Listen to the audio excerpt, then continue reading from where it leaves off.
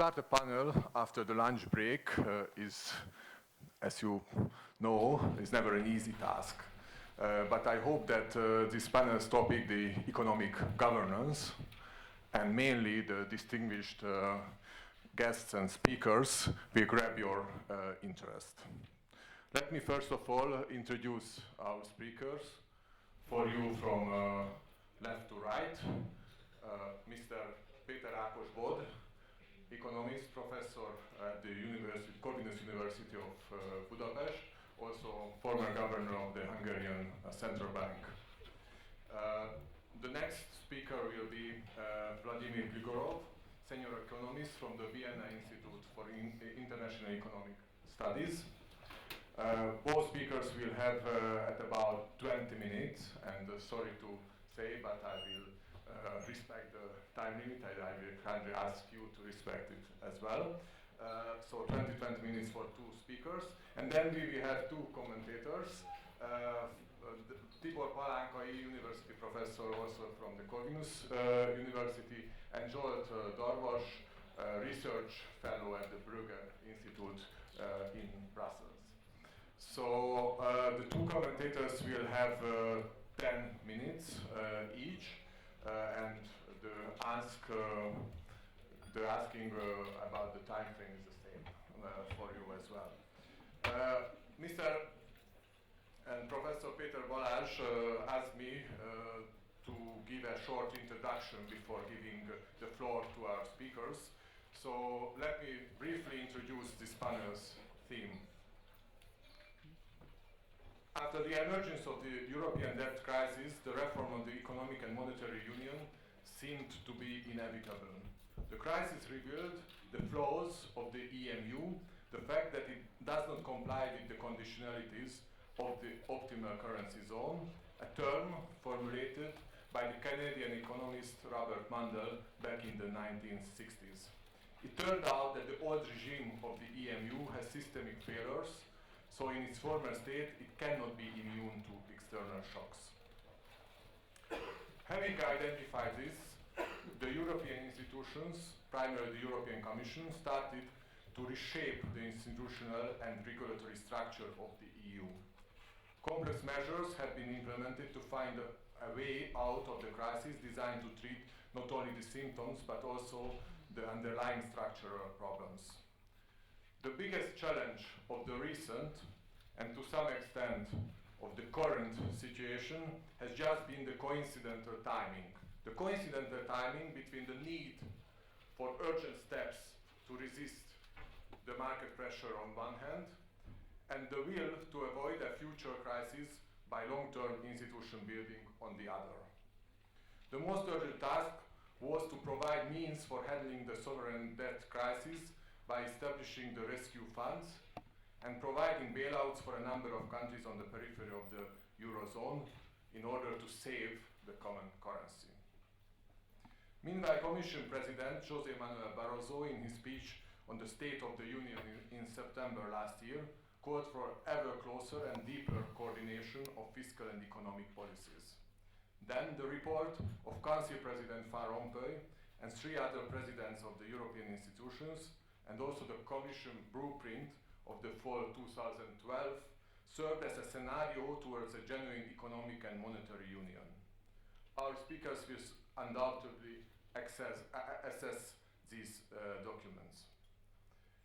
A lot has been done so far in the new European architecture of economic governance over the last 2 years.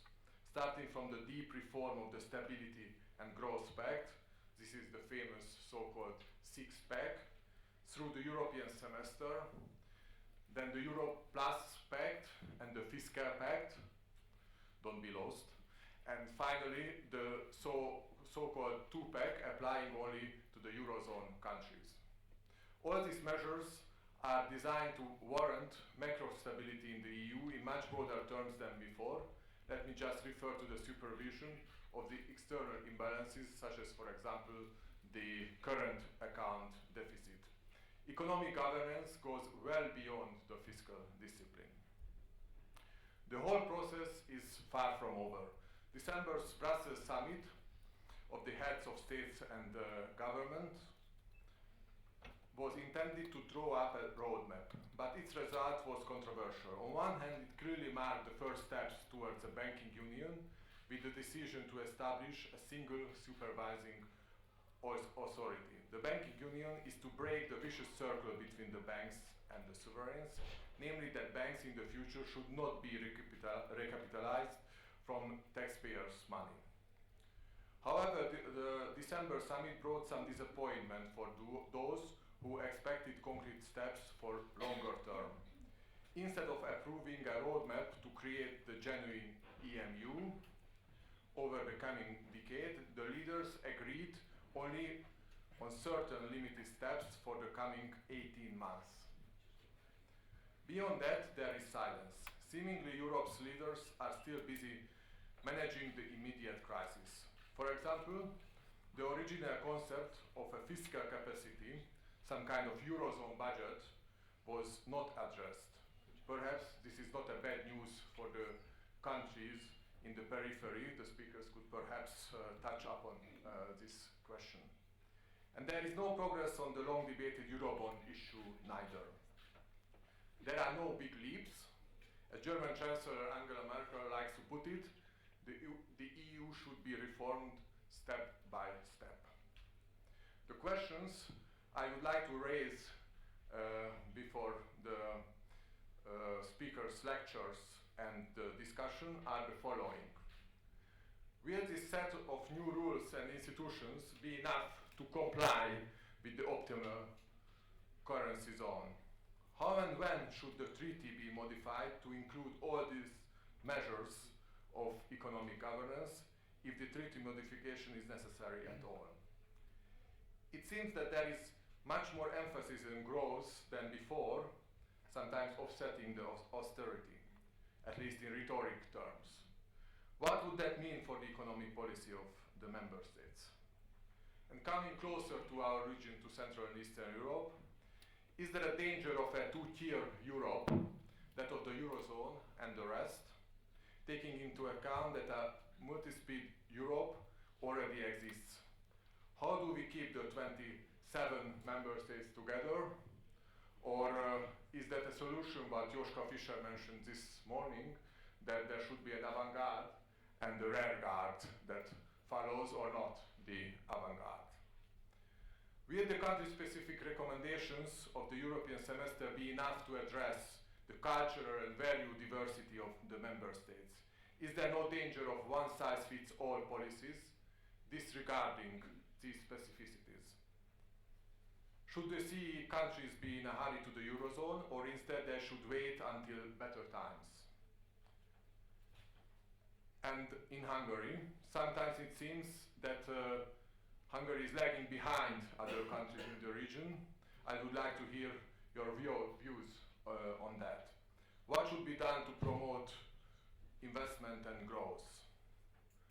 And last but not least, the million dollar question. Is the euro crisis really over, as President Barroso recently put it? So after this introduction, I would like to give the floor to Professor Bod and ask him to give his speech.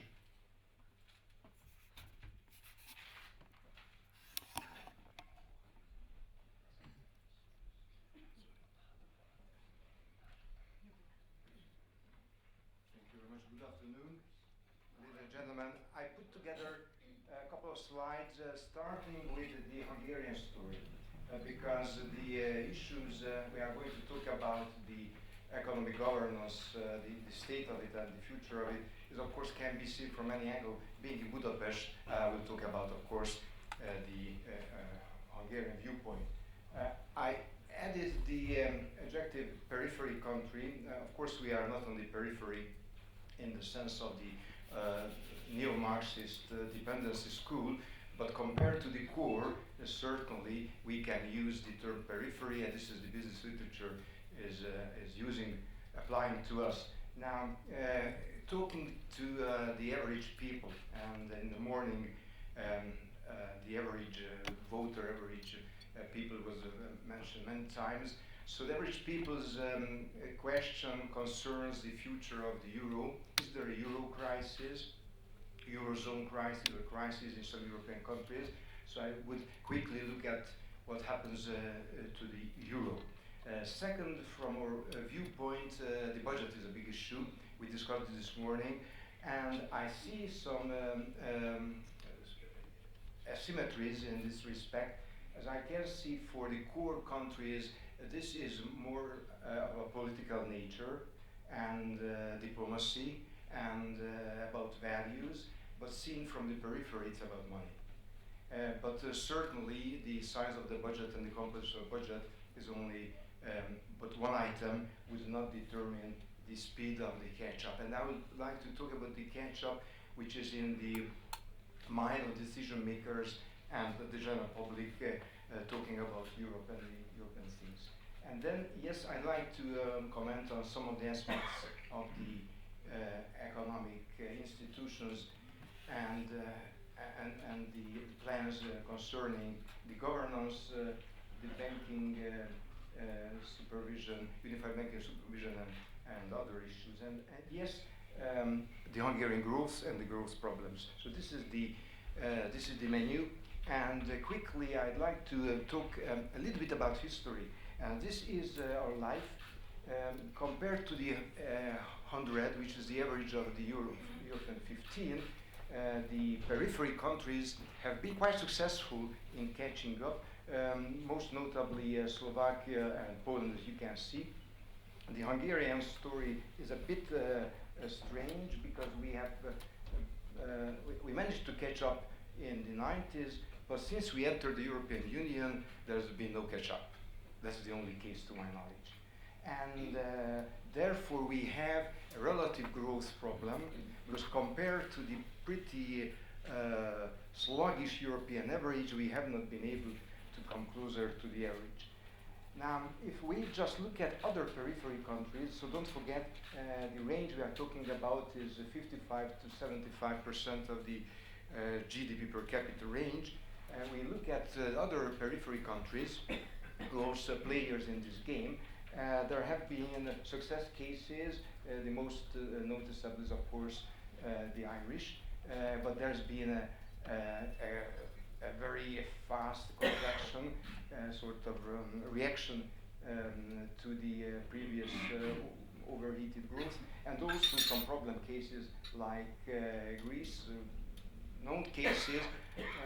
The range we are talking about is 70 to 100, and on the long term, if I can trust the calculation of Mr. Darvas, whom I studied with great interest, indicates that the average Central Eastern European nations average will be more or less in line with the south part of the European nations. So therefore the two peripheries will reach the same level of development if you use the GDP per capita, which we all know is a bit misleading denominator. Now, the Hungarian story.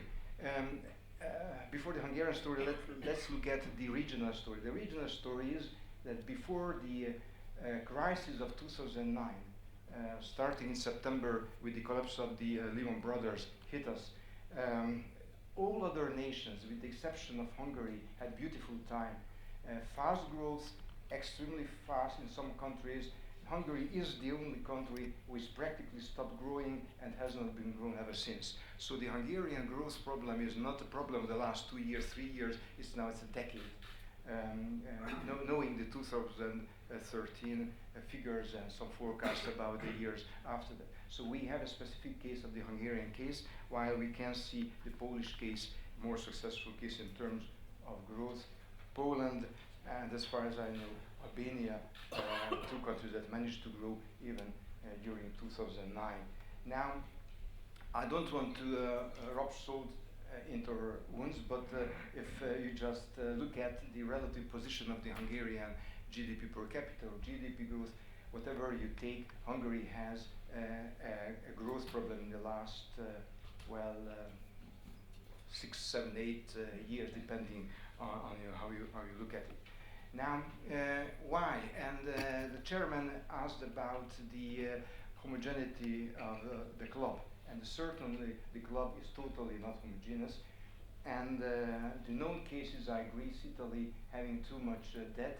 This everything which above 100 is certainly is very questionable.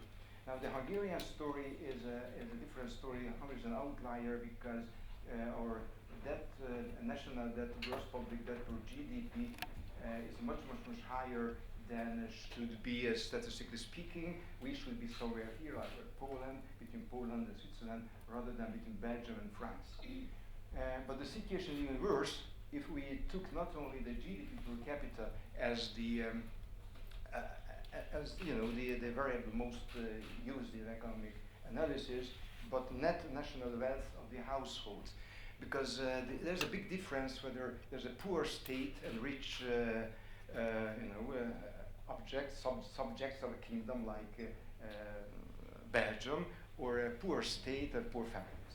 Now the Hungarian story is certainly an outlier because now we are much poorer than should be compared to the size of the domestic budget. So certainly if we look at the Maastricht criteria or the or any other test of entry into a common European currency zone, we have certainly inherited problem, because debt is history, the deficit is the present, the debt is history and the present, but mostly history. Now, about the Hungarian debt, the economic governance issues partly try to strengthen the European finance. Now, if you look at the Hungarian finance, the Hungarian debt is financed by increasingly by foreigners. Before the crisis, we used to have 1/5, 1/3 of the government bonds held by non-residents, which is pretty high, but not extremely high. The original sin is, of course, if a government borrows not in your own currency, but this sin has been with us, and certainly the 45, closing to 50% is extremely high, and it shows the vulnerability of the Hungarian public finance to whatever happens to the currency. So this is why Hungary is not in the euro currency zone, and if you look at our figures, we have no chance to enter the currency zone in the coming 4, 5, 6 years. Who knows? But the currency, the stability of the currency, and our exposure, and then a way to manage and handle this exposure is vital for Hungarian policymakers. The exchange rates. We are not member of the Eurozone, yet if you look at the Hungarian forint euro rate, there have been, of course, ups and downs, and some weakening led to a crisis and forced the government, for instance, to ask for IMF EU loan in the fall of 2008, and also turning to IMF again a couple of years later when the forint weakened. But looking at it from a detached viewpoint, say from a non-Hungarian viewpoint, then it's a pretty flat. So I would say there is a relative stability of the Hungarian forint to the euro. So therefore we can determine that yes, the euro is the anchor currency, even if legally the Hungarian exchange rate regime is a free-floating regime. Dirty sometimes, but we don't know because the central bank doesn't make it public whether it intervenes or not in the market. But let's call it a free float. But then we have a vested interest in the future of the Eurozone, being a member outside of it.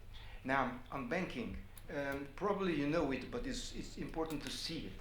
This is the share of foreigners in the share capital of banks in Central Eastern Europe. And it's a shocking figure for those who don't know the history of banking. The share of foreigners ranges from 70 to 199, more exactly in case of Estonia, where the share of foreigners amounts to 99%. Now, this is not so in Italy, Spain, and not in Greece. So if you want to compare to two peripheries, there are some similarities, but there's also specific features in case of Hungary, in case of Poland or Croatia, the new member state. We have a banking system, but we don't have national control or influence on most of the players of this banking regime. So therefore, whatever plans the EU core provides for us, you should not be surprised if the national decision makers' first reaction, okay, but would that fit us with our specific nature? And the banking. You must have heard a lot about the Hungarian government's unorthodox policies. I'd never use the term unorthodox, it's just a quote from the press.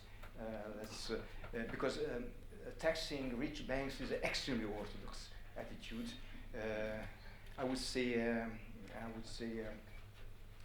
heterodox policies. But there's a history again, so you can't understand the present without understanding the recent past. If we look at the profitability of banks in Hungary, I didn't say Hungarian banks, banks in Hungary, that was extremely high, 15 to 20, 25% return on equity. Well, boom years. And then even the crisis, the profitability was there. Now, with the government's tough measures on banking and the financial sector as such, this profitability collapsed, and now most of the banks have losses. You may say that cash-rich banks can survive a year or two of tough years. Okay, you had fat years, now we have tough years. But the problem is, as we'll see, if I have charts, I'm not sure I quote all the figures, that the activity of the banks, lending activity of banks in Hungary shrank drastically. And now that added to the growth problems, so the banking sector government relationship is a sore point in understanding the Hungarian policy making. Going bankrupt. Well, the risk of going bankrupt, sovereign bankruptcy, is with us, although the Hungarian CDS spreads are not as bad as a case of, say, Portugal or certainly Greece, and that can be, as you can see, there's ups and downs, not much to do with the economic reality. It's partly about the economic perception, but perception, of course, counts a lot. The economic basics may be the same. The fundamentals don't change very fast, but the way the capital markets look at European risks, and I'm not talking about Hungary, I'm talking about all the other member states, Bulgaria, Romania, Poland, others. These markets are prone to panic, and sometimes politicians are prone to panic too. And finally, before I come to my conclusion, the cost of financing such a huge public debt. As you can see, if you look at the yield curve, there are some countries like Germany where the, say, 10-year bond yield is 1.5% in nominal terms. Well, an inflation of about 1.5% is practically free of charge. So Germany finances this 80% GDP-wise debt free of charge. Italy is financing, a bit more costly, say 3.5. Poland the same, and Hungary 5-6. And this is in an environment which is pretty friendly to the region. The Hungary benefited this time from being in the Central Eastern European region. Now these are the facts, and one which I just referred to would like to call your attention to. Banks, those report to the BIS, Bank for International Settlements, practically all the banks reported a reduction of their position in Hungary. So they're taking money out of the country. The politician would say this is actually not true. They don't take money out. They just don't provide a new loan once the old loan expires. And there may be two reasons. There are less profitable businesses to finance. Second, they have less capacity and, of course, willingness to finance in a given country. So this happens all over the region, with the exception of Slovakia. Now, I looked at the Hungarian contraction and found it a bit shockingly high, but I took some comfort from the fact that it's much better than the Irish case. We are at the level of Spain, and well, not in terms of sunny hours or football achievements, but certainly in this respect, Hungary is the same league as in Spain. The contraction of the banks is more or less the same. Now, put together, it ended up in the collapse of the GDP growth. Last year, figure is not known. The official figures are not released. It will be -1.5 or so, a contraction in terms of GDP. And the forecasts, what I could find in the Hungarian press about next year, I mean this year, year 2013, ranges from 1% to minus something. Most institutions, independent institutions, forecast flat year. Now the government's official forecast is 0.9, but okay, 0.9 or 0.5, 0.5 or 0, there's not much difference. If you still remember that we had a big decline in 2009 and no growth, no real growth after that, and no growth before that, we will have a decade without economic growth. And this is unique in the region, because the region had ups and downs, but such a longish period of stagnation, it's a misnomer, it's not a stagnation, but certainly just looking at the GDP is certainly a hard period, motivates the attitude of the Hungarian government to the EU monies, the EU as such, Europe as such, and certainly the public perception of Europe. Now, we are fine as far as the central bank reserves are concerned, so I don't want to go through all the major indicators talking about the Hungarian situation and our attitude to the European institutions. And so Hungary is not in a crisis, has not been in a crisis in the last 2-3 years, but have found a situation on the map which is not friendly and which doesn't promise an easy life for the future. Conclusions, and then we can enlarge our discussion from the Hungarian-centered issue to a more general issue of the European economic governance, but of course, being in Central Eastern Europe, the periphery view is important. So first, the euro is important for us, even if we are not ready to enter it, and there's no economic foundation just to promise a quick entry. The government's attitude is not clear. We don't have an official entry date. My personal view that, and yes, I think the crisis is over. You can never be sure, because one crisis is over that can bring another crisis. So we live in a world of excitement, but euro is, seen from a Hungarian viewpoint, is a good currency. Eurozone has problems, and some European Eurozone countries have very huge problems, but the problem is not the euro, to put it very simple. And for us, we should have a policy to the Eurozone entry. If not now, then after the election, sooner or later, the government will have to make up their mind to determine an entry date. Second, we have a government and bank relationship which is sustainable. They don't like each other, but it's a bad equilibrium. And certainly, in a country with a growth problem, this should be addressed somehow. And that's why now the third point, yeah, banking union. Yes, we depending on very much on bank finance. The capital markets in these countries are pretty weak. The stock exchange is not a big issue. When we talk about economics daily, we talk about the exchange rate, but we don't really talk about the books index. Few people start conversation. How about the books index tonight? But what happened to the forint? That's a conversation topic for everyone. Having a euro or a Swiss franc loan.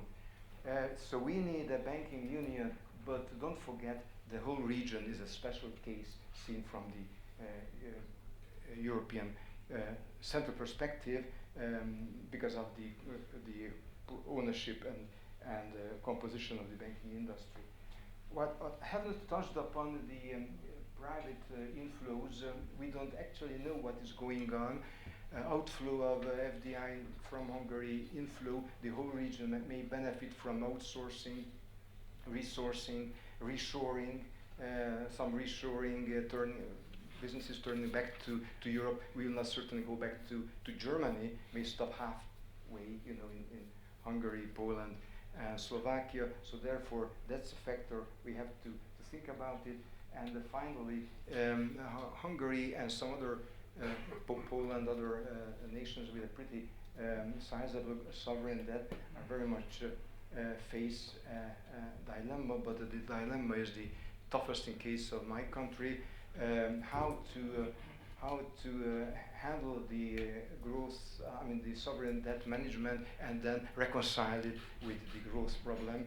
And when we look at the budget, the European long-term budget and also the Hungarian budget, this is the question we analysts we have to raise. Will the budget help solve our growth problems, which is not the problem of the present, it's now a problem of a decade. Mr. Chairman, I will stop here, and I hope there will be a chance to come back and react to each other's presentation. So it is good to have your assets diversified over the whole monetary area, so to speak. In that sense, one currency actually helps. And then the third element was added by Peter Cannon, and it is about fiscal transfers. The reason being that if you are thinking in these terms, regions and states, if a region is adversely affected, there's huge unemployment because of that, or there is fallen consumption, or both. What you could rely on is transfers from a central authority, from a central budget. These transfers are not necessarily regional. They may be, like in the United States, individual in the sense that you are, and I'll come back to that, you're getting your unemployment benefits from the federal budget. But because the concentration of the unemployed people is regional, this works like a regional transfer. So you transfer money to Greece because Greeks are unemployed, not because you are putting money in the Greek budget. That's sort of the idea. So you need to have a fiscal union, basically, in order to have this kind of optimal currency area. Now, these conditions sometimes are taken as sufficient. It is enough to have one, or sometimes that they are sufficient and necessary, meaning that you need to have them all in order to have a sustainable monetary union. I tend to think that the really, and this is the crux of my argument, the really necessary part for the sustainability of a monetary union is this at least minimal fiscal union.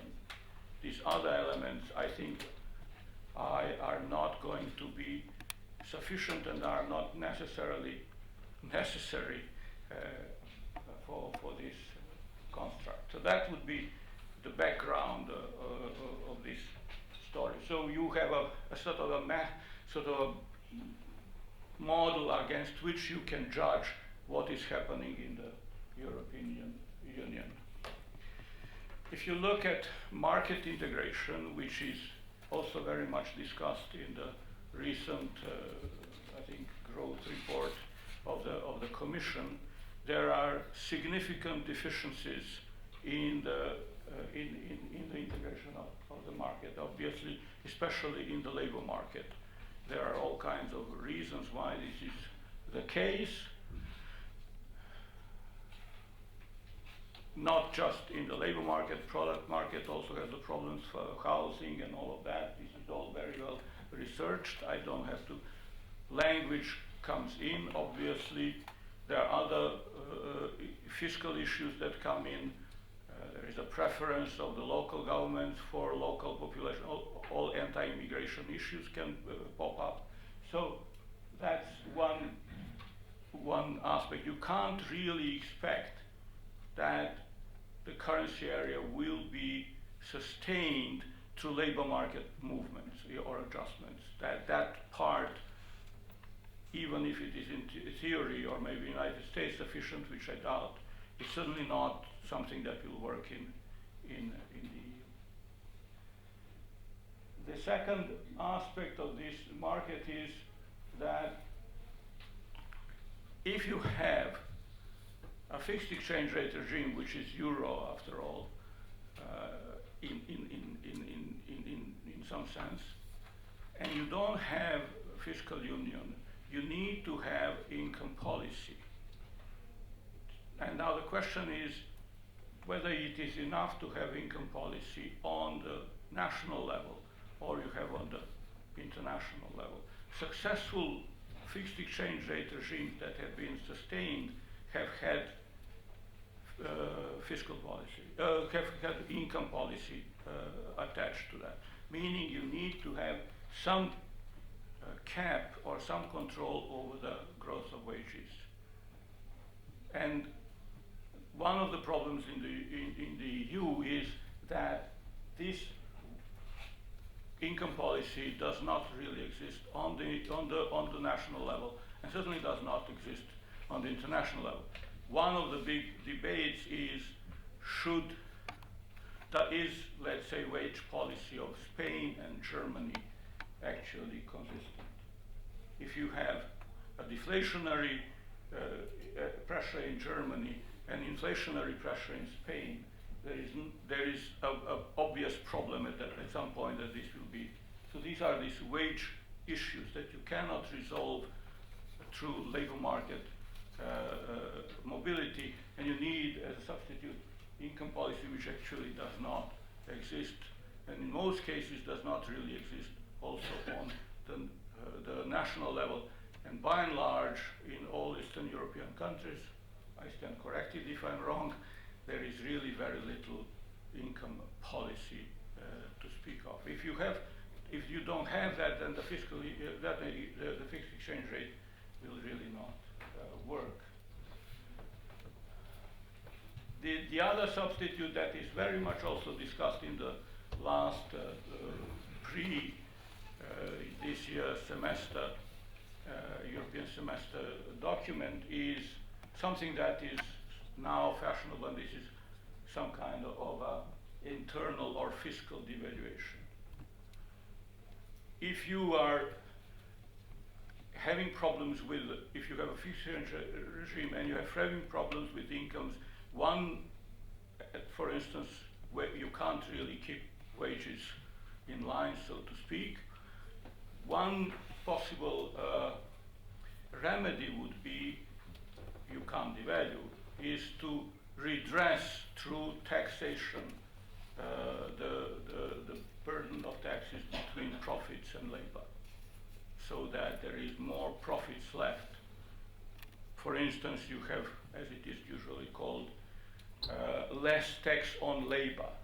That essentially means more tax on labor income. That's basically what it means, because you are not taxing labor where it works, but you are compensating that. Let's say social contributions go down, you compensate with VAT going up, which means that actually labor income is going to pay more.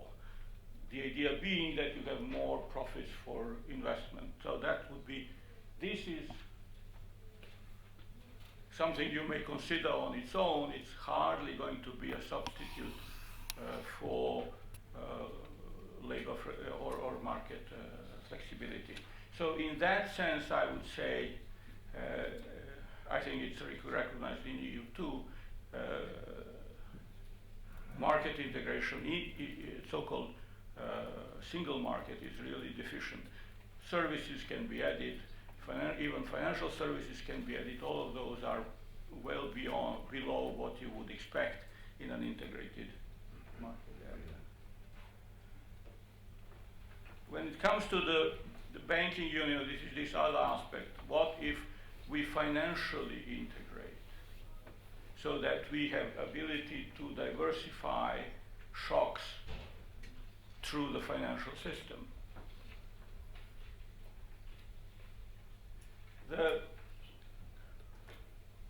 The problem with the banking union is that it is very much dependent on there being a fiscal support.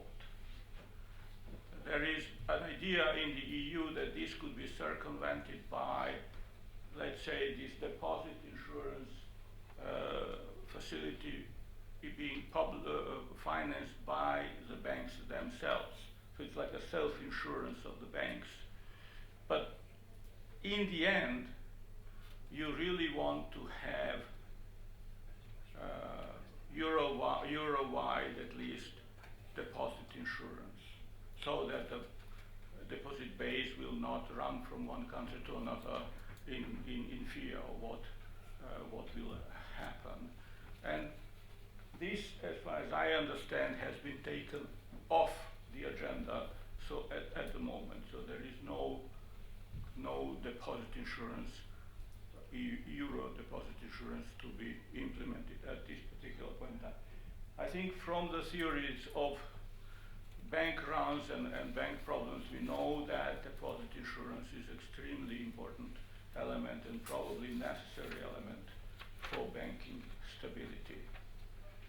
And also there is a need for banking resolution agency, meaning that, again, not just to recapitalize banks, but if need be, basically close them down or take the fiscal consequences of the bank failures. This is also, as far as I understand, not in the books in this particular discussion in the European Union. So I would say that the banking union, as envisaged now, is probably not enough to have a sustainable financial system. Now, finally, fiscal union. In the debates in the EU, the fiscal Euro zone, the fiscal union is a set of rules, a set of fiscal rules. Stability and Growth Pact, now six-pack. There are other types of ideas how this should be done.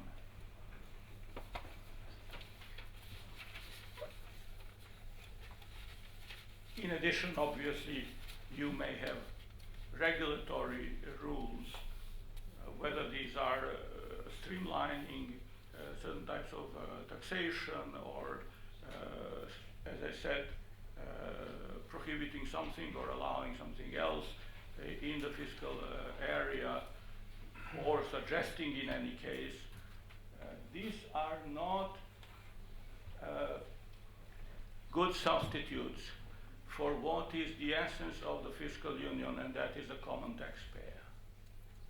So you can't have a fiscal union with this insurance function, meaning that it will insure citizens of the union in terms of employment, health, social security, and so on, if you don't have a common taxpayer.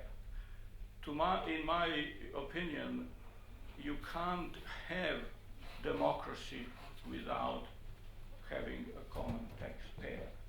So this whole idea that you can have democratized European Union more or less on a vision, to my mind, as a social scientist, is an illusion. You need to have common sharing of risks.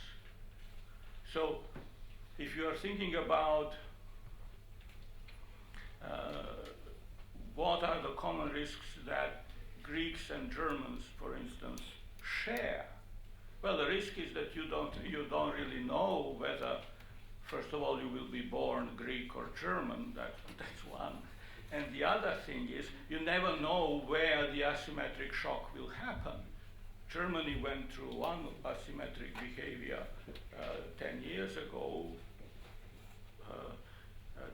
Greece is undergoing now. So if you look on this insurance fiscal, on the fiscal union as an insurance system, which in fact it is, then it makes sense to pool risks of all these countries and have some kind of a budget that reflects that. We are nowhere near even discussing these kinds of things. So, going backward, if you don't have a fiscal support for the banking union, and you don't have income policy that should smooth some of these imbalances, let's say if there is deflation in one part and inflation in another, that will have that will not be sustainable as a union. And this is, I think, what is the case in the EU. So, the whole project of the EU, at the moment in any case, is, as has been said several times, is something of a work in progress. However, we don't actually know something like this morning Jozsef Fischer that it should be a federation, more or less, at least in institutional setup similar to United States, at least for the countries that are ready to join that kind of a setup. Some other people think that this should be really an internal market or a common market with some transfers, perhaps. Some other people think that because diversity plays such a huge role, if you don't have all these other institutions, you need to have 2 or 3 or 4 tier union, depending on how close countries, closely economically and culturally, politically, countries are associated or are to each other. So these are alternatives, but we don't really know at the moment what is the final goal. The problem for this is that EU is very much designed in terms of so-called mechanism design theory, is designed as a self-sustainable process, meaning a process in which everybody has an interest in pursuing it, and it doesn't need external force. That commonality of interest will lead to the final outcome. But the final outcome, if it is not known, will not support this kind of a self-sustainable process. So that is, I think, the deficiency from the get-go, or at least at this point in time. If there was a vision, we certainly lost it somewhere on the road. What is the prospect? This is like last few sentences, and it was asked also. If you were to think about it in terms of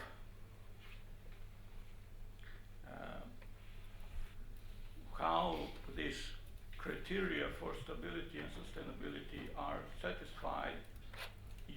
think that this would evolve into something different, that it will not be sustainable as it is, because it just doesn't do this governance business as it should. At the moment, however, we don't really have an alternative. The alternative that some people suggest is a Europe of nation states dealing with each other more or less through international law. This doesn't sound appealing due to the history. But the longer this crisis goes on, and the longer it takes to these answers to be satisfied or to be given to these fundamental governance problems, obviously the greater is the probability that the alternative will appear. Thank you very much.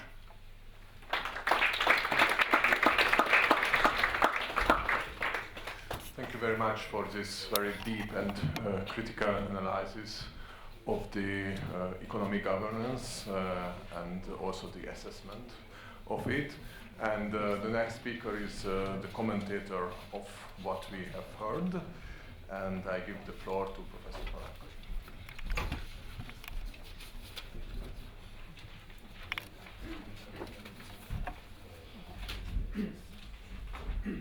Well, really thank you very much for inviting me for this very interesting conference. I'm only sorry about the timing, that I was put to the middle of the siesta time to speak. But I do my best. Really, I try to raise only some points, partly related to what was told during this conference, some comments on the blueprint, and some comments on the euro crisis and about your question. I hope that, okay, this will work. Well, first point, which really I try to extend to what was told this morning about the foundation and prospect of closer integration and federation. Of course, you know, the Civil War and Hamilton and Lincoln were very important from point of view of the American Federation.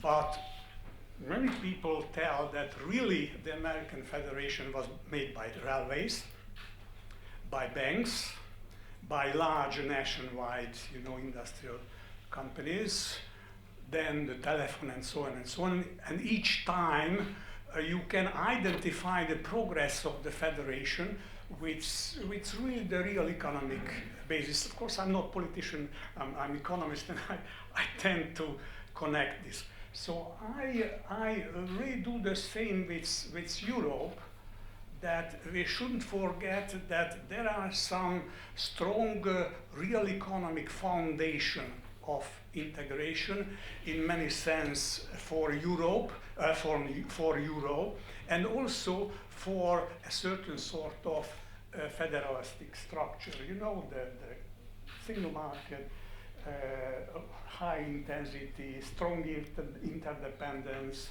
transnationalization, and so on and so on. And of course, from point of view of euro, we often forget about the huge saving in transactional cost and interest rate stability and so on and so on. So this bring huge advantage for the actors of the economy. And put it otherwise, if the euro would collapse, that would bring unsustainable, unbearable losses. And therefore it's nice to, you know, prognose the collapse of the euro as was before, but really we shouldn't forget about these very strong real economic foundations. Well, I also try to extend that to Hungary. If we look at the Hungarian integration to Europe and globally, we see that we have very high share of trade, in GDP. It's about double of the European Union average. We have high proportion of FDI, EU trade, high level of financial integration. So it means that Hungary is a very highly integrated, in fact, very highly globalized. I quote the COF globalization index, where Hungary is listed as the 8th place among the most developed European countries. So we shouldn't forget about this fact that Hungary is so much integrated and so much, in fact, then exposed to external impact, external effect, which we often miss to calculate when we make decisions about our national economic policy. Well, in fact, I didn't know that we discussed the centrum periphery issue, but I have 2 slides about this. One point is that Hungary is, again, very much, and that applies to Central Europe, very much integrated with the centrum. I mean the centrum, the developed Western European and particularly developed northern countries. And about 60% of our trade EU trade is going to the centrum. And we have very high integration with the centrum. And what is important, that we have a convergence of trade structure. If you look at the economic structure, the trade structure is very similar. And what is even more important, that Hungary and the Central European countries have a balanced trade with the centrum. So, very nice. In some sense, I would say that we are out of the centrum. We are no longer in the centrum, because some of the basic pattern of the periphery doesn't apply for us. Of course, that is not so. So, because many of the pattern of the periphery remained, and this is really partly the convergence. We have still a large gap in terms of level of development. There are structural weaknesses of the economy. Well, very nice if we look at our export structure in terms of high-tech, share of the high-tech product. But many sense this is imported and remanufactured, and our value added is somewhat limited.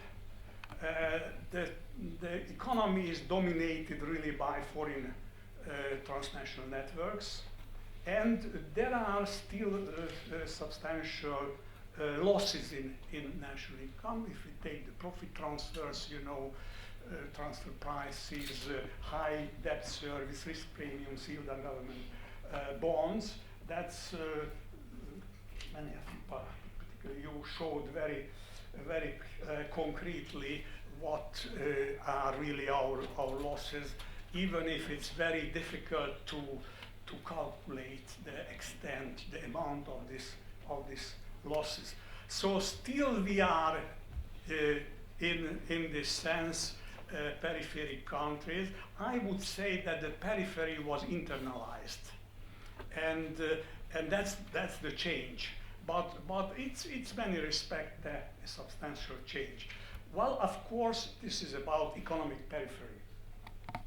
Socially, politically, political culture, or anything like that, that's a totally different problem. And of course, here, we have a not so beautiful picture. Well, about euro and about, in some sense, the remarks on the blueprint. Well, here I simply list those problems which were the first, approach to the euro crisis. First of all, it was not a really perfect architecture. There were lots of deficits in this architecture.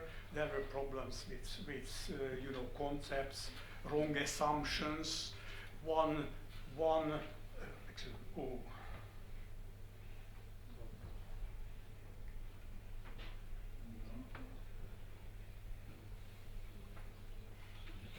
I made, okay, thank you very much.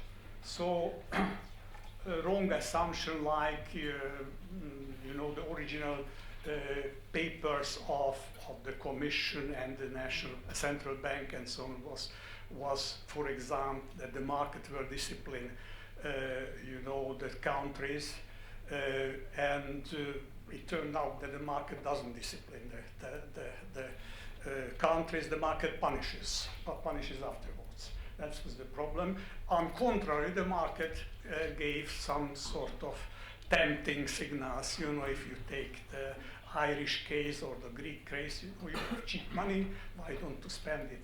So this really, the market, the evaluation or expectations about the market signals was really some, but that's just one example for that. Well, I think in general, I would say that the blueprint is a really a good material. First of all, there were several steps, of course, to deal with the crisis. And to your question, whether we are over the crisis, I say no, we are not over the crisis, but it's somewhat different with the euro crisis, which euro crisis, again, even raises was an euro crisis. Because in classical term, it was not an euro crisis, it was a confidence crisis, but low inflation, relative stability of the exchange rate, so the euro showed in many respects a picture of a strong currency even during the crisis. The major problem was, of course, the sovereign debt crisis. There were several, other sides of the crisis, and in some sense, we seem to be over of in a very short sentence, I could tell that way. Well, what I miss in the blueprint, it talks about progress in terms of governance, improved governance. And it tells lots about what should be done on union level, what should be done in terms of policy coordination. That's more or less all right.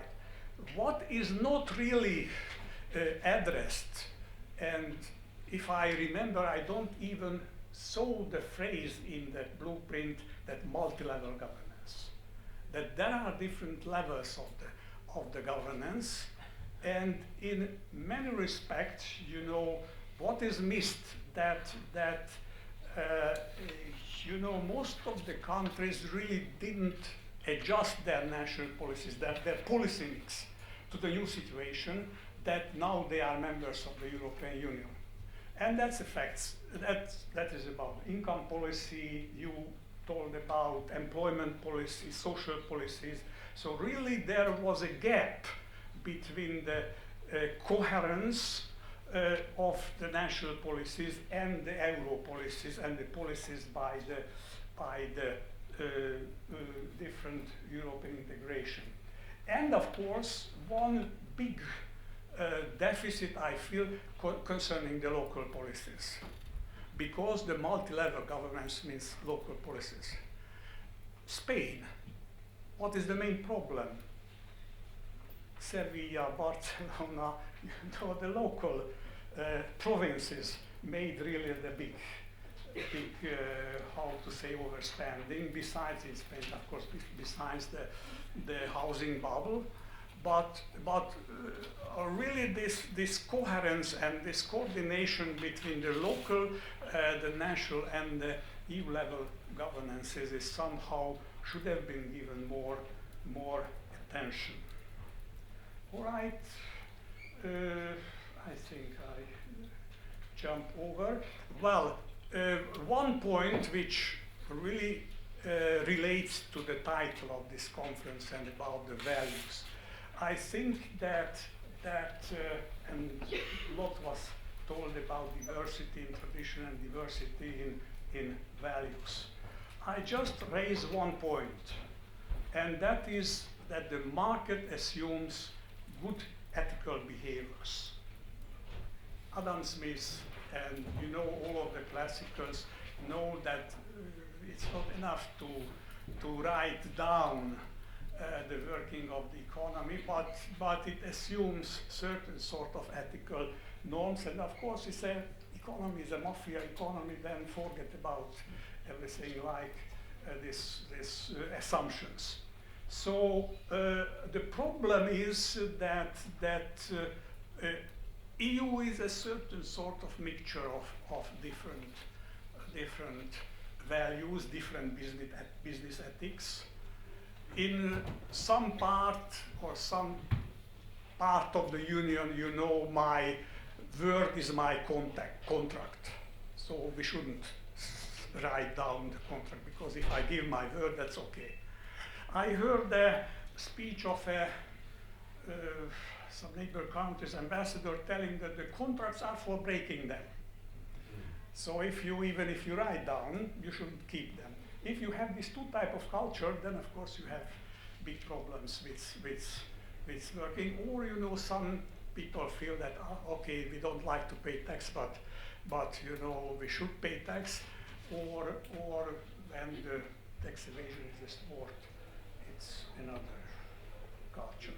So these values, these cultural diversities, clearly play their role in the present crisis, and it's very difficult to address and to deal with them. Well, growth was raised again. I don't know how many time was, a few minutes. Okay, so we have several efforts to somehow to make growth, but so far with not too much success. You can have zero interest rate, and it seemingly doesn't make any impact on accelerating the growth.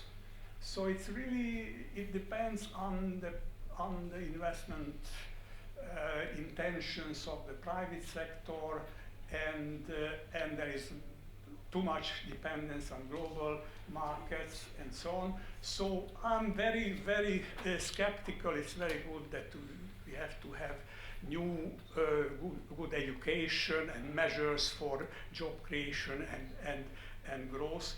But again, there is no, how to say, massive, substantial effort made by and promised for that growth. Certain sort of breakthroughs would have been needed, but there are no comprehensive programs, neither in terms of innovation. So we know that the rapid growth depends on technological innovation, structural changes, new technologies, industrialization or urbanization. We don't have such a massive factor. Probably one could be, and that's the new energy resources. We had technical revolutions, but we didn't have energy revolution since 100 years.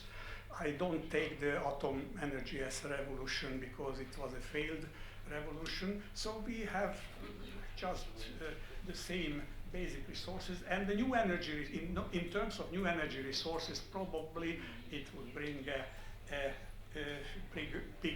could bring a big breakthrough, but really no resources are spent. There are nice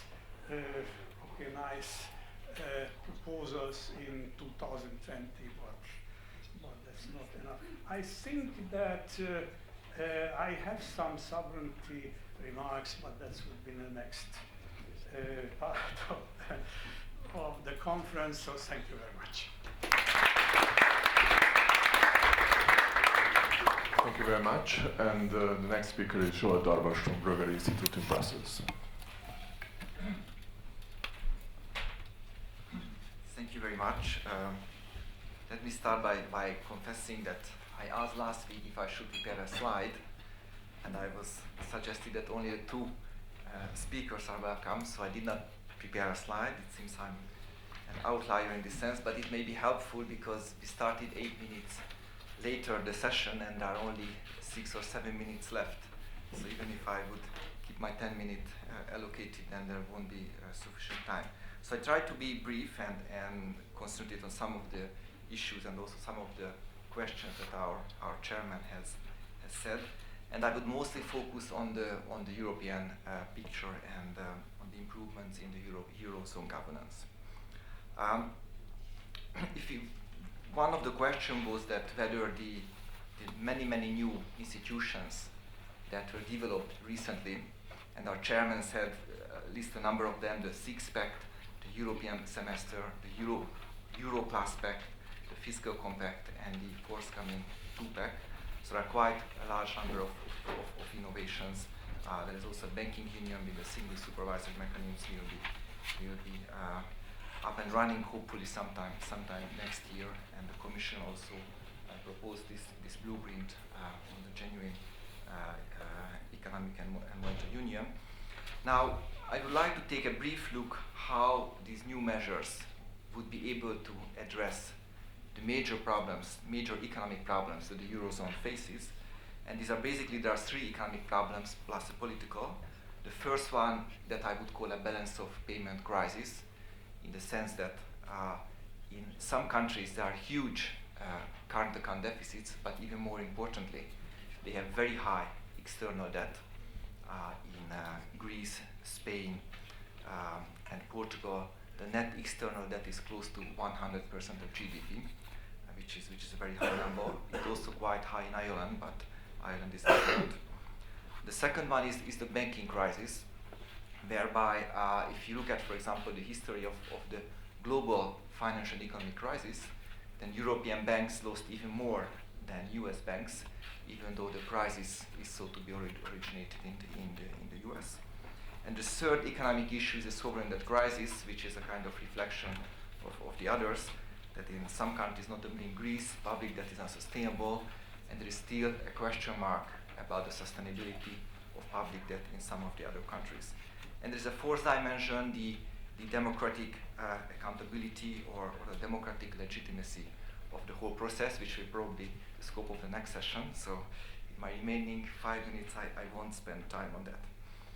Now, of these three issues, I think the far most important is this balance of payment crisis. Because if you look at the sovereign debt issues, what happened in Greece so far, there were 2 rounds of debt restructuring of public debt.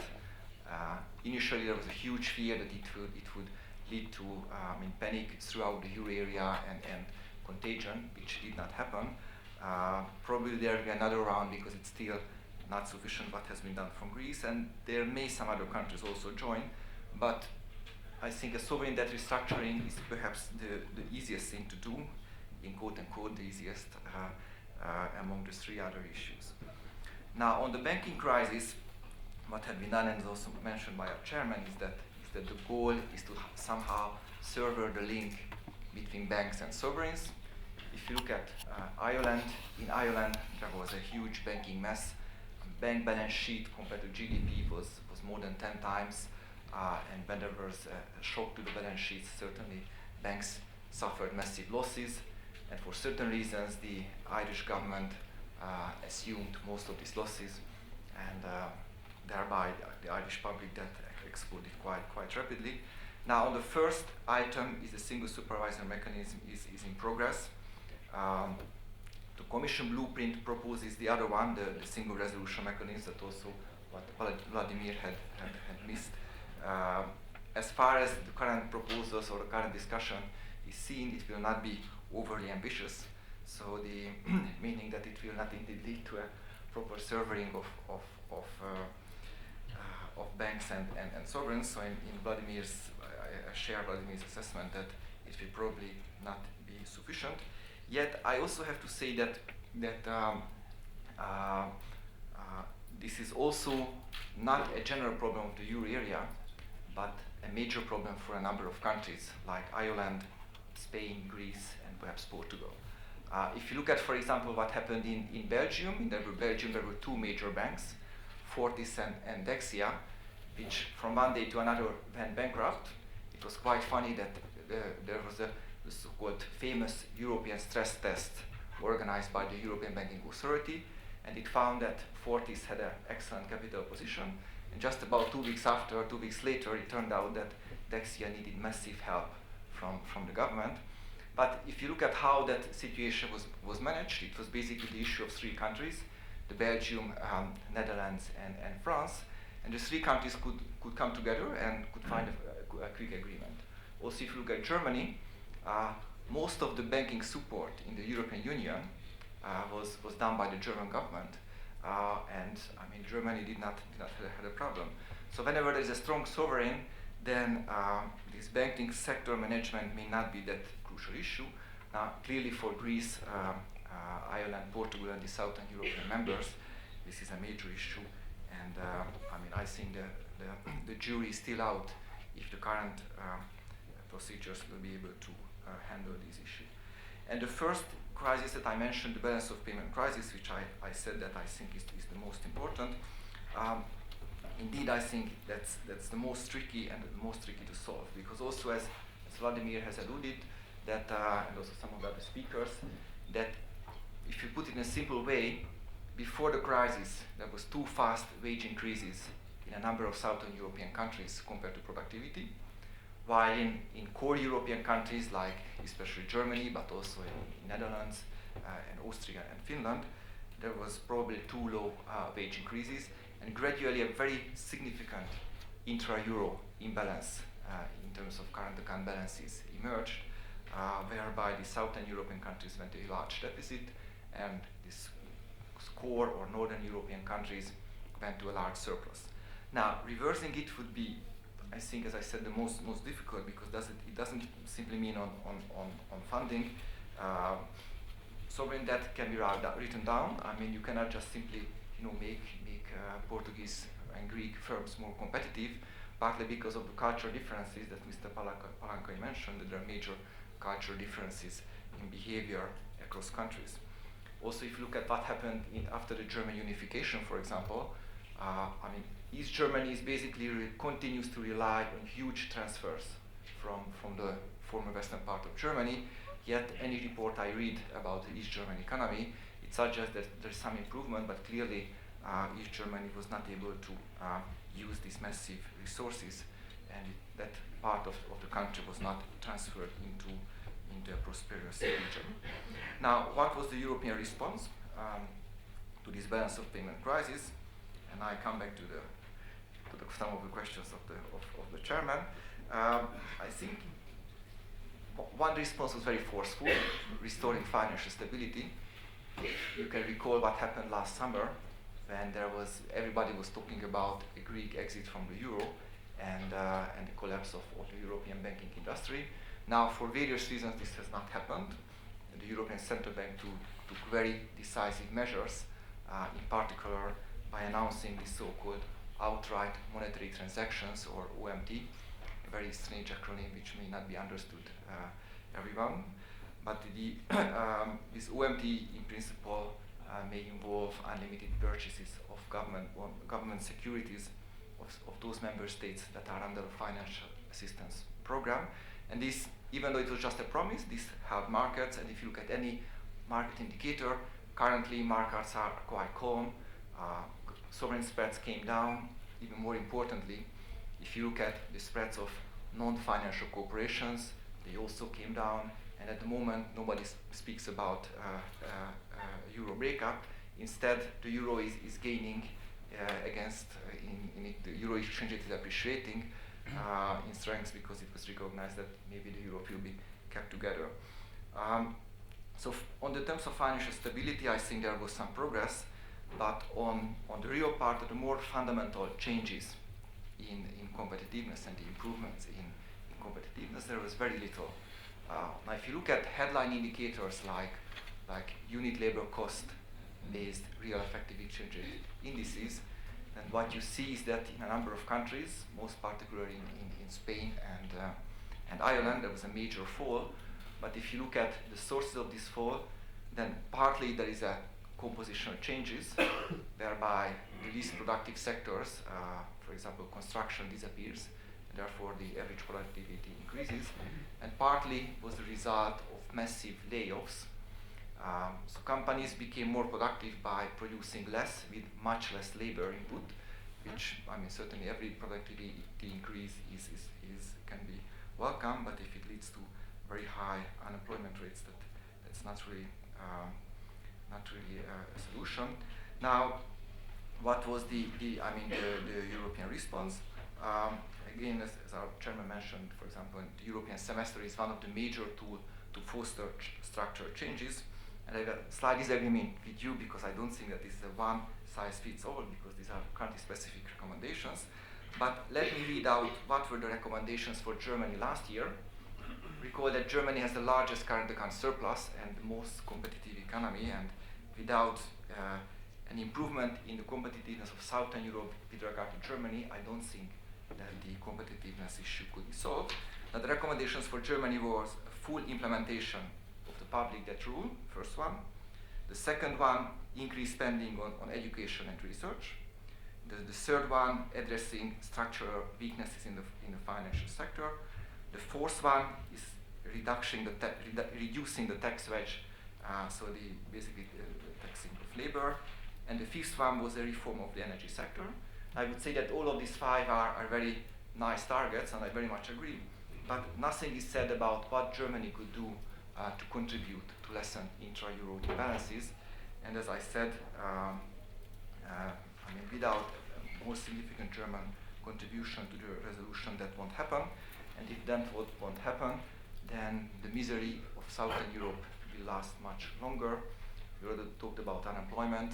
I mean, the youth unemployment rate in Spain and Greece is more than 50%, which is such a number that it's very difficult to imagine. Some people say that there is a significant black economy and the situation is not that bad. Yet, every second young person who wishes to work cannot find an official job, I think that's really something really, really serious. And we also heard this morning that in the new EU budget there is a youth unemployment initiative for 6 billion euros. Which is again nice that there is at least some consideration of this issue, but I think that it's very, very small amount.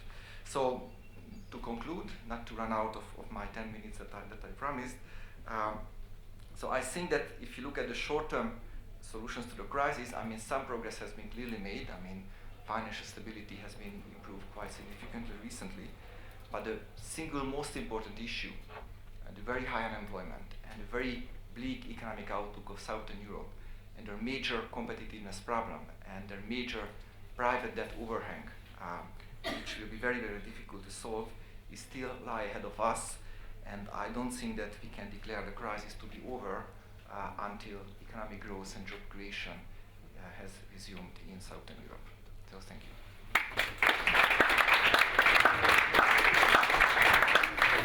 Thank you very much, and thank you also for respecting the time frame. Although we have run out of time, but if the organizers allow me, then we will continue the discussion until 45:50, and then we have a short time break for the coffee. So now the floor is yours in the audience. We could have two questions, please. Let me a very brief question. Please identify yourself. Yeah, I'm Sándor Földvár, Hungarian historian from Debrecen University. And being a historian, I have not so much knowledge in the banking system, but my question concerning the technical banking system differences between small East European countries, new member countries. For instance, the Estonian banking policy is a bit special, different, since the new Estonian currency, the krone, was bound to the Deutsche Mark 20 years ago. The Estonian banking techniques are a bit different ones from Hungarian and so on. And my question is that regardless the political and economical circumstances, what may cause these differences in East European countries, and what may cause these technical differences as responding to the new calling by euro crisis and so on. Thank you. Thank you, and we will have time for one more question, if there is any. No more questions, so please. I'll start. Coffee won over curiosity.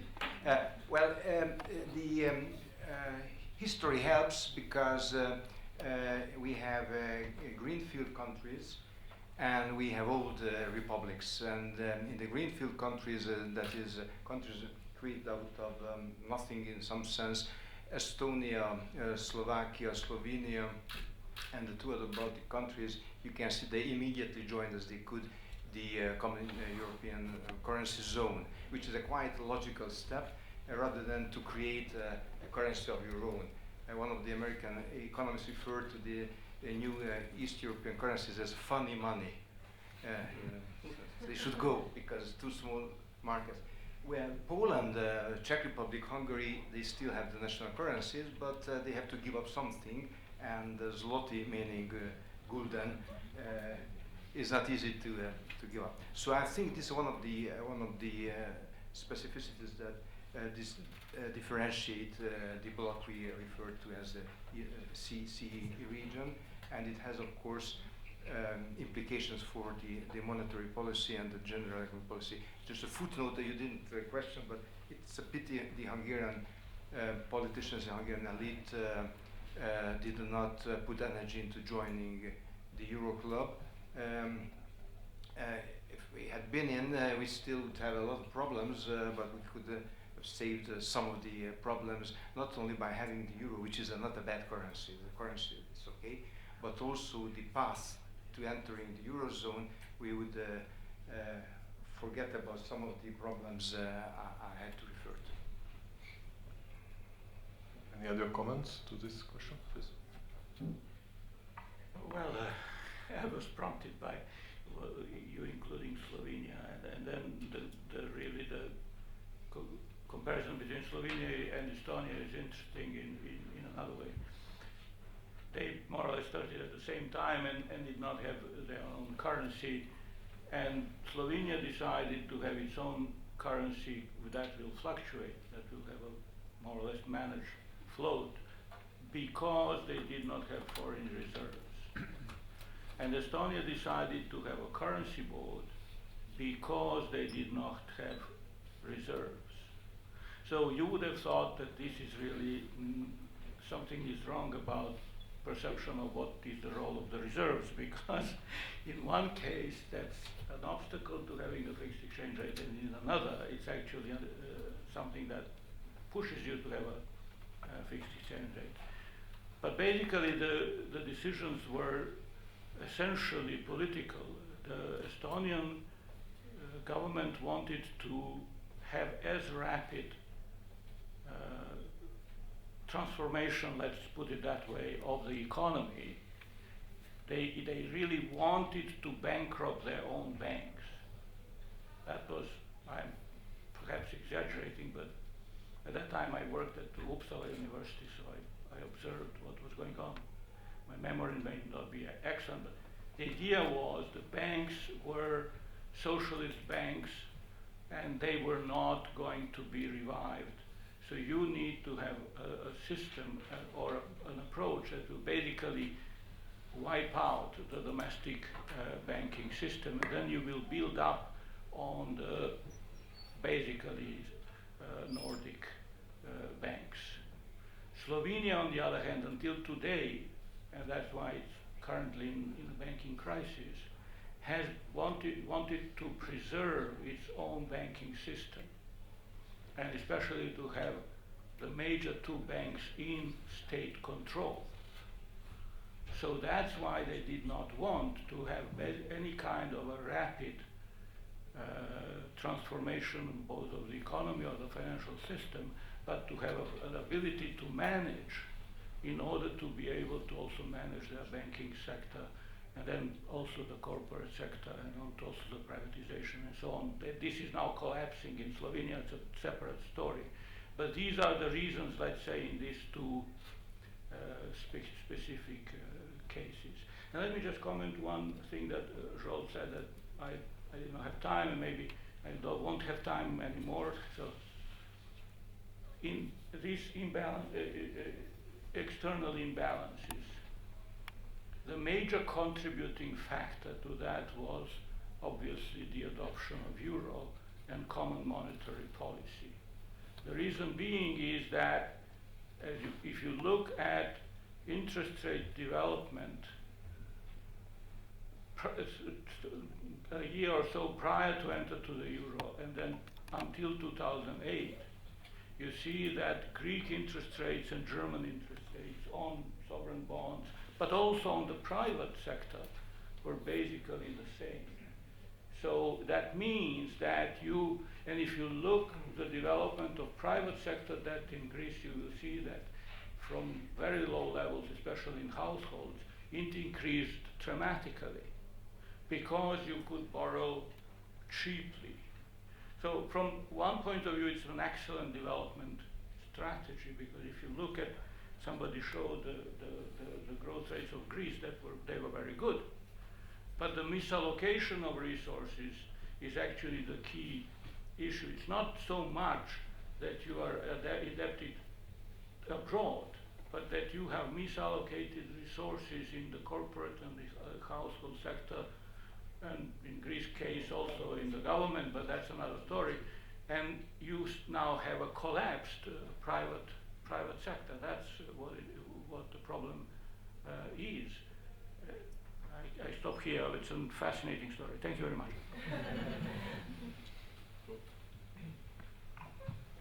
Maybe if I continue from where you have just stopped, because I very much agree. I think on Estonia, Slovenia, and this issue, you two already made a lot of excellent remarks. So now the question, what to do, and many people argue that one option, or the best option, or the ultimate option, must be an exit from the euro.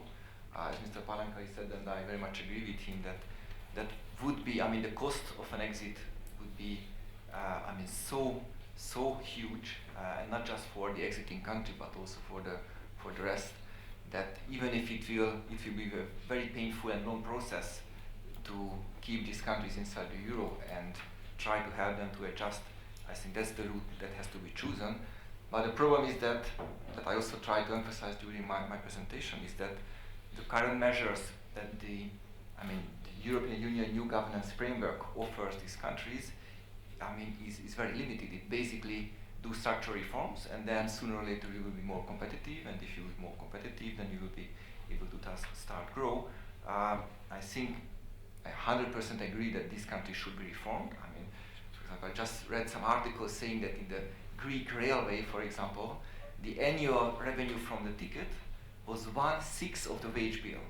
So 1/6. So they pay 6 times as much for the wages of the employees of the Greek railway company than they would collect it from revenues. If you have such, wasteful public enterprises, then no doubt that the whole country is bankrupt, and no doubt that the country needs serious reforms.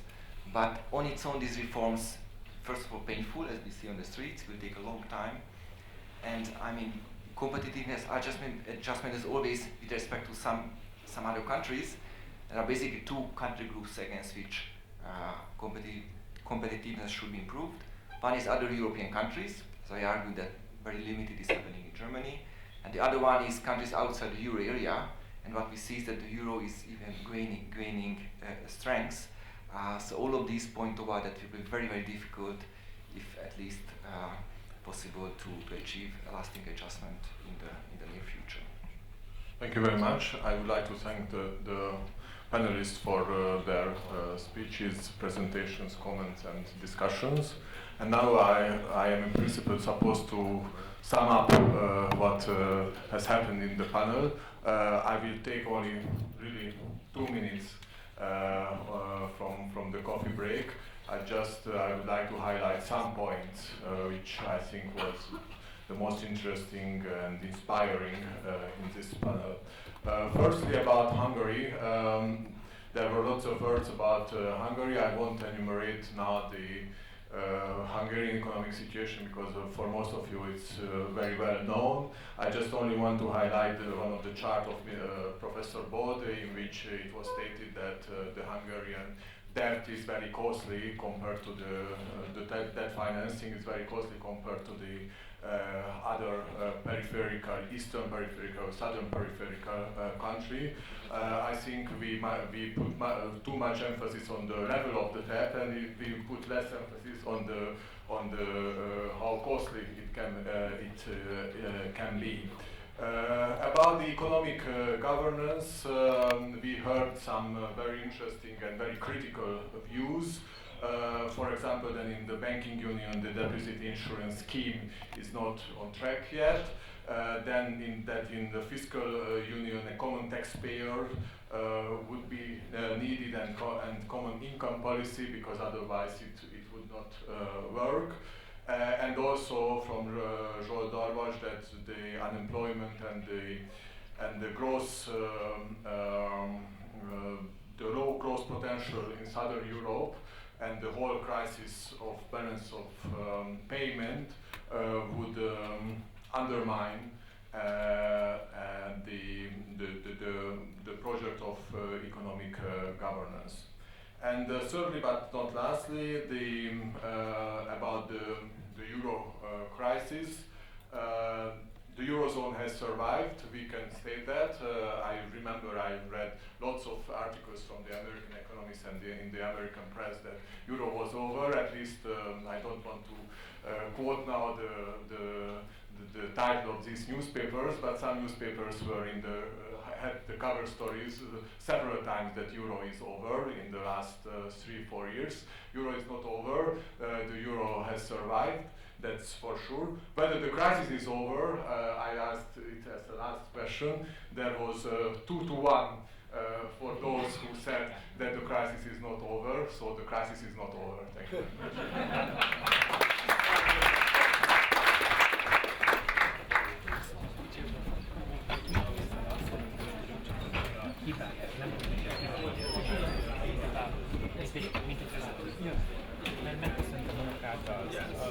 Nyugodtan. Világít. Nem baj, menjetek át nyugodtan, nem baj.